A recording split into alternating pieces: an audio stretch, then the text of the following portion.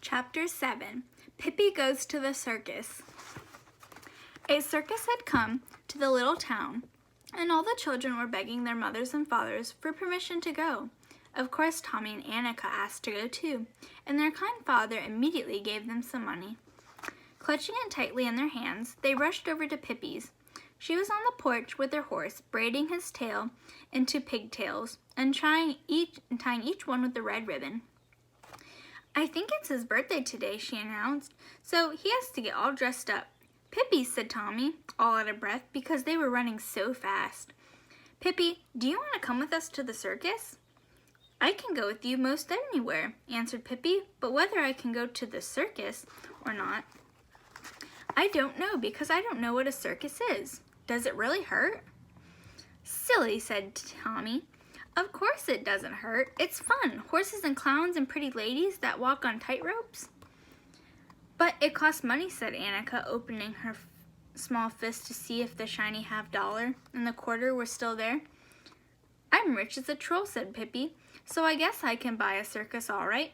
And it'll be crowded if I have so many horses. The clowns and the pretty ladies I could keep in the laundry. And it's hard to know what they'll do with the horses." "Oh, don't be silly," said Tommy. "You don't buy a circus. It costs money to go and look at it, see?" "Preserve us," cried Pippi, and shut her eyes tightly. "It costs money to look? And here I go around goggling all day long. Goodness knows how much money I've goggled up already." Then little by little she opened one eye very carefully and rolled around and around in her head. Cost what it may," she said. "I must take a look." At last, Tommy and Annika managed to explain to Pippi what the circus really was, and she took a gold piece out of her suitcase. Then she put it in her hat, which was as big as a millstone, and off they all went. There were crowds of people outside the circus tent and a long line at the ticket window. But at last it was Pippi's turn. She stuck her head through the window and stared at the dear old lady sitting there.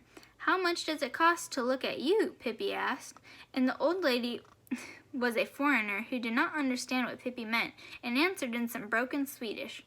"Little girl, it costs $1.25 in the grandstand and 75 cents on the benches and 25 cents for standing room."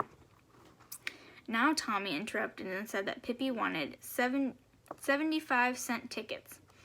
Pippi put down the gold piece, and the old lady looked suspiciously at it. She bid on it too to see if it was genuine. At last she was convinced that it really was gold and gave Pippi her ticket and a great deal of change in silver. "What would I do without all those nasty little white coins?" asked Pippi disgustingly. "Keep them, and then I can look at you twice in the standing room."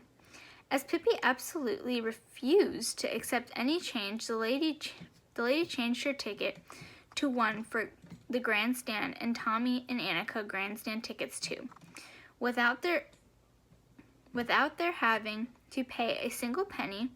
In that way, Tommy and Annika came to sit in the most beautiful red chairs right in next to the ring. Tommy and Annika turned around several times to wave to their schoolmates who were sitting much farther away. "This is a remarkable place," said Pippi, looking around in astonishment. "But see, they've spilled sawdust all over the floor. Now that I'm over fussy myself, but that just looks careless to me." Tommy explained that all circuses had sawdust on the floor for the horses to run around in. On the platform nearby, the circus band suddenly began to play a thundering march.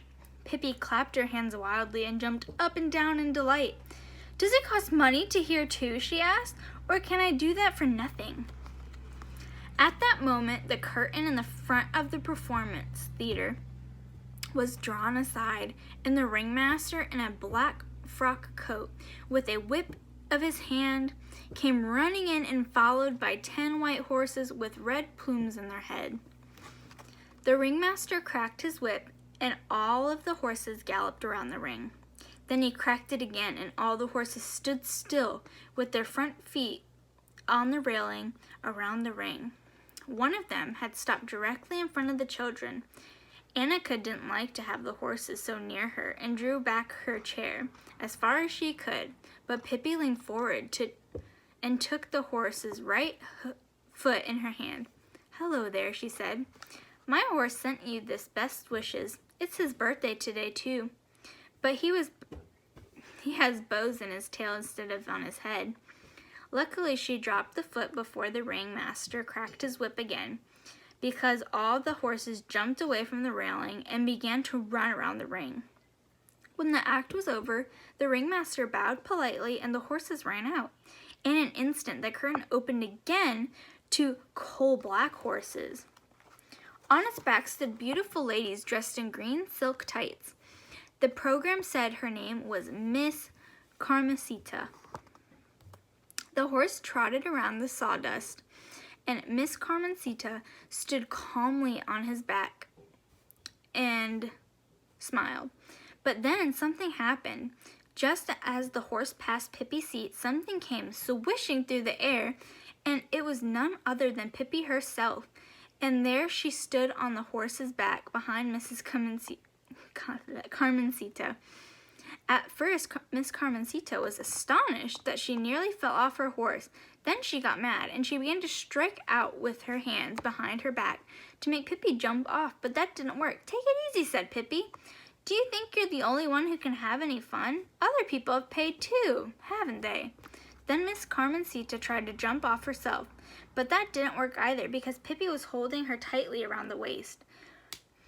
At that, the audience couldn't help but laugh. They thought it was funny to see how lovely Miss Carmencita held against her will by a little red-headed youngster who stood there on the horse's back in her enormous shoes and looked as if she had never done anything except perform in a circus.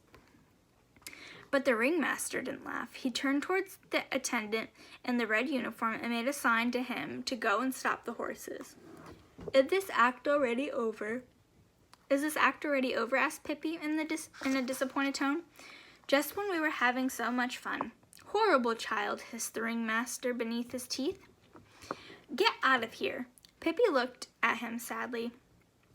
"Why are you mad at me?" she asked. "What's the matter? I thought we were having so much fun." She skipped off the horse and went back to her seat. But now 2 huge guards came to throw her out. They took hold of her and tried to lift her up, but they couldn't. Pippi sat absolutely still, and it was impossible to budge her, although they tried as hard as they could. At last, they shrugged their shoulders and went off. Meanwhile, the next act had begun. It was Miss Elvira, about to walk on the tightrope. She wore a pink tulle skirt and carried a pink parasol in her hand, with delighted Miss Eddington, so tongue-tied. With delicate little steps, she ran out on the rope. She swung her legs gracefully in the air and did all sorts of tricks. It looked so pretty. She even showed how she could walk backwards on the narrow rope. But when she got back to the little platform at the end of the rope, there stood Pippi. "What are you going to do now?" asked Pippi, delightful. When she saw how astonished Miss Elvira looked, Miss Elvira said nothing at all,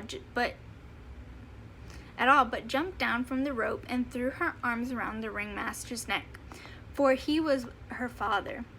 And the ringmaster once more sent his guards to throw Pippi out. This time he sent 5 of them, but all the people shouted, "Let her stay! We want to see the red-headed girl!" They stamped their feet and clapped their hands. Pippi ran out on the rope, and Miss Elvira's tricks were as nothing compared to Pippi. When she got into the middle of the rope, she stretched one leg straight up in the air, and her big shoe spread out like a roof over her head. She bent her foot a little so that she could tickle herself with it in the back of the ear. The ringmaster was not at all pleased to have Pippi performing in his circus. He wanted to get rid of her, and so he stole up and loosened the mechanism to hold the rope taut, thinking surely Pippi would fall down. But Pippi didn't. She set the rope a-swinging instead. Back and forth it swayed, and Pippi swung faster and faster until suddenly she leaped out into the air and landed right in the ringmaster. He was so frightened that he began to run. "Oh, what jolly horse!" cried Pippi.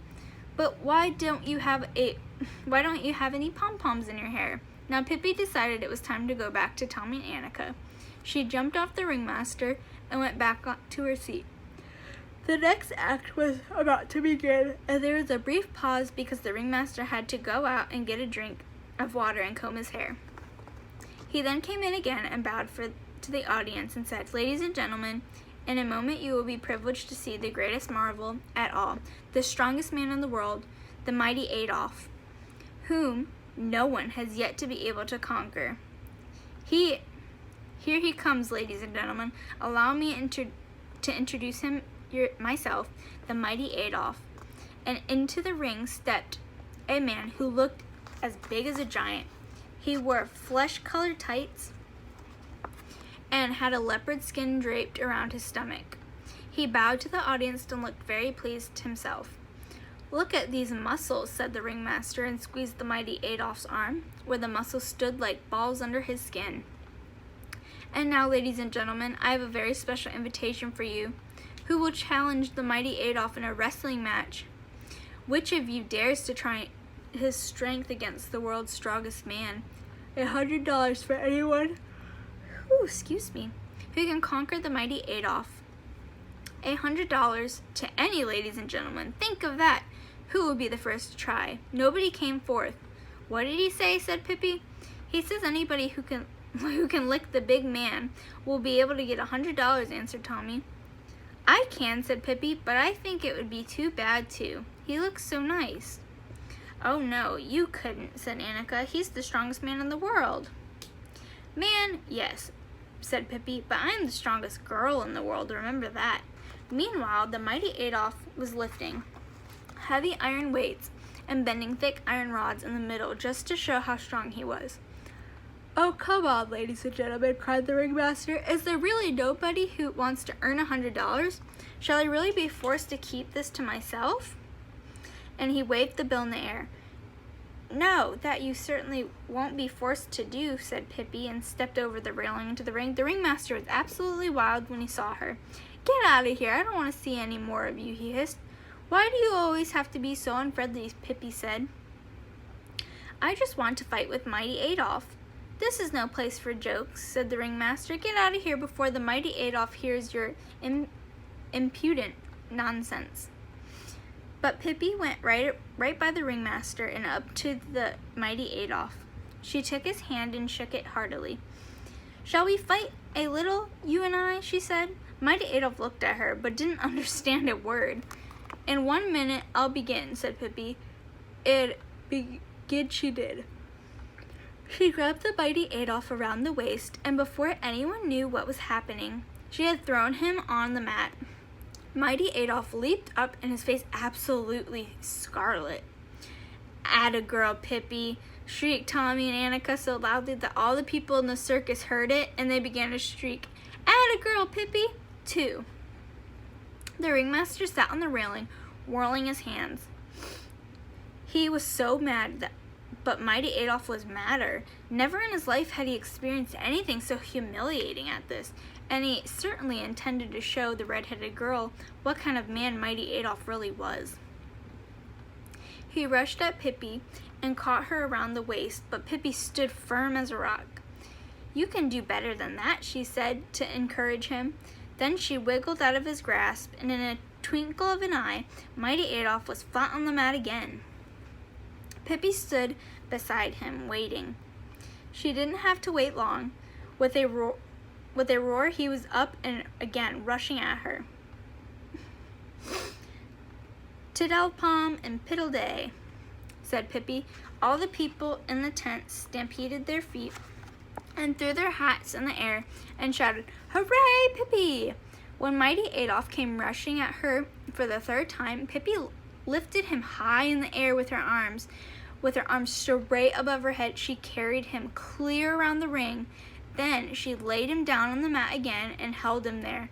"Now, little fella," she said, "I don't think we'll bother about this I don't think we'll bother about this anymore.